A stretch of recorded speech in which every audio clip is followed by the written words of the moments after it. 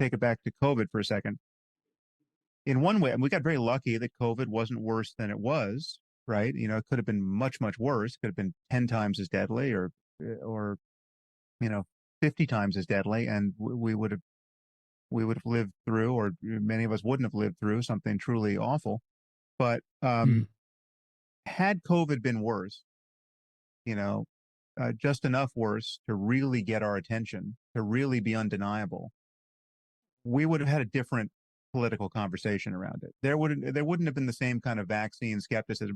Brett Weinstein would not have been releasing 80 straight podcasts on the dangers of the vaccine if a few variables were changed. I mean, just take that, leave COVID exactly as it is, but just make it preferentially dangerous to children rather than to old people, right? You just flip that Mm. around, the variable of age. If kids were dying by the hundreds of thousands from COVID at a rate of whatever it was, 1%, say, Mm. but if it was pretty much all kids, we we would have had a very different experience, right? And Right. and the patience, that there would have been no fucking patience for vaccine Mm. skepticism, right? And everyone would have recognized that this is not my body, my choice. This is, you're not going to kill my kids with your ignorance, right? And you change one other variable. What if the vaccines actually really did block transmission much better than they in fact did? Right. And there was a moment where Mm. it was only rational to expect them to block transmission. Turns out they don't do it nearly as much as we would hope at this point. They just shorten the window by which, during which transmission is possible. If they're even doing that now, I don't know. But let's say the vaccines really did block transmission, but then nothing else was, all of the other mishigas about how, untested they are and how dangerous they yet might be, and the spike protein and blah, blah, blah. Leave all that in place. Just give me a little more transmission blockage and give me kids being preferentially killed or injured by Yeah. this Right. disease. That the obscenity of much of what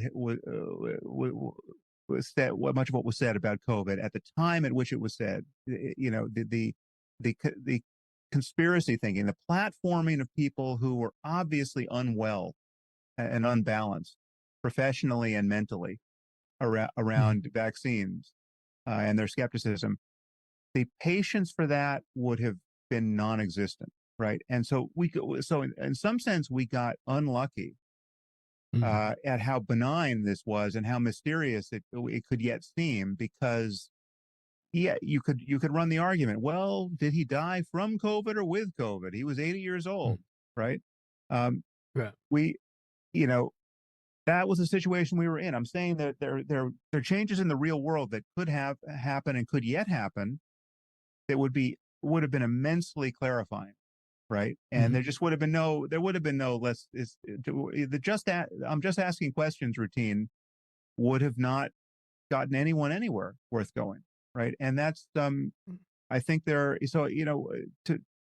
part of what we're talking about here is, with respect to Trump and with respect to COVID, are just contingent facts of these, unique situations, which had they been a little bit different, um, we wouldn't have fragmented in the same way, right? You dial up the risk of COVID, or if COVID just had been, just made you physically ugly, right? Like if COVID was monkeypox, right, and you had Well, pustules on your face, yeah. right?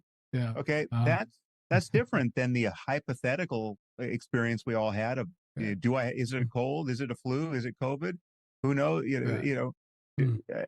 Like we just I'm not saying I wish for those things, because those are pictures of a worse suffering for people. But had those things been in place, I just don't think we would have witnessed the same kind of shattering of our society around this particular variable. And again, so I pivot back to the possibility that if we could get a more normal Republican candidate who was not you know, not at the center of a personality cult built on misinformation, Mm. um,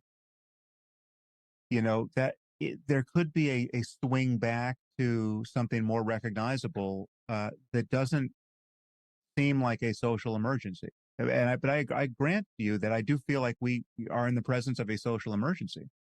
It's just the question is, could something other than talking about it be the process by which we overcome it?